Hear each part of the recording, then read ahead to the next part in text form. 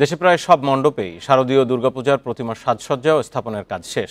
চলছে শেষ সময়ের মণ্ডপ সজ্জা। বুধবার ষষ্ঠী পূজার মধ্য দিয়ে শুরু হবে পূজার আনুষ্ঠানিকতা।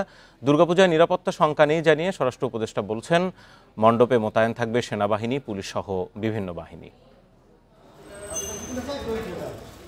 বছর ঘুরে আবারও সপরিবারে মর্তে পা রাখছেন দেবী দুর্গা।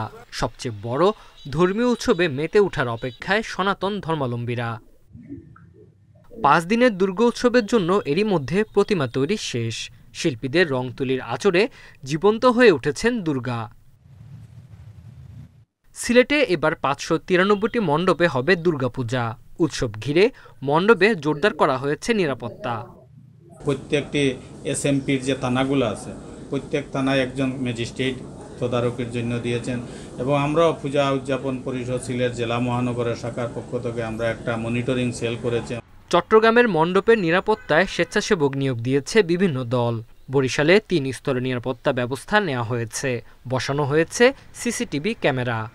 পূজার যে আনুষ্ঠানিকতা সেটা চলাকালীন সময় আমাদের নিরাপত্তা ব্যবস্থা এবং পূজা পরবর্তী বিসর্জন পরবর্তী যে নিরাপত্তা ব্যবস্থা সেটাকেও আমরা সর্বোচ্চ গুরুত্ব দিয়ে প্রোগ্রাম করা হয়েছে। মুন্সিগঞ্জ, ফরিদপুর ও লক্ষ্মীপুরের মণ্ডপে করা হয়েছে বর্ণিল আলোকসজ্জা।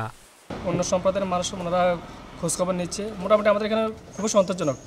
আর আমাদের প্রতিমার কাজ টোটাল কমপ্লিট। 400 পুলিশ মোতায়েন থাকবে, পুলিশ সদস্য। এর পাশাপাশি এখানে আনসার আছে, ভিডিপি আছে, তার পাশাপাশি থাকবে সেনাবাহিনী, র্যাব, তারাও দায়িত্ব পালন করছে। পূজা নির্বিঘ্ন করতে পুলিশ ও আনসার সহ আইনশৃঙ্খলা বাহিনীর অতিরিক্ত সদস্য মোতায়েন থাকবে বলে জানিয়েছেন স্বরাষ্ট্র উপদেষ্টা। র্যাবরে দিয়েছি, বিডিআর দেওয়া হয়েছে, সেনাবাহিনীকে ডিপ্লয় করা হয়েছে, নেভিরে ডিপ্লয় করা হয়েছে, প্লাস এয়ারফোর্সেরও ডিপ্লয় দেয়। এবার সব ধরনের বাহিনী ডিপ্লয় করা হয়েছে। এবার পূজা খুব ভালোভাবে হবে। এবার পালকিতে চড়ে আসছেন দেবী দুর্গা, আর বিদায় ঘোড়ায় করে। Tanzil Hasnat, independent news.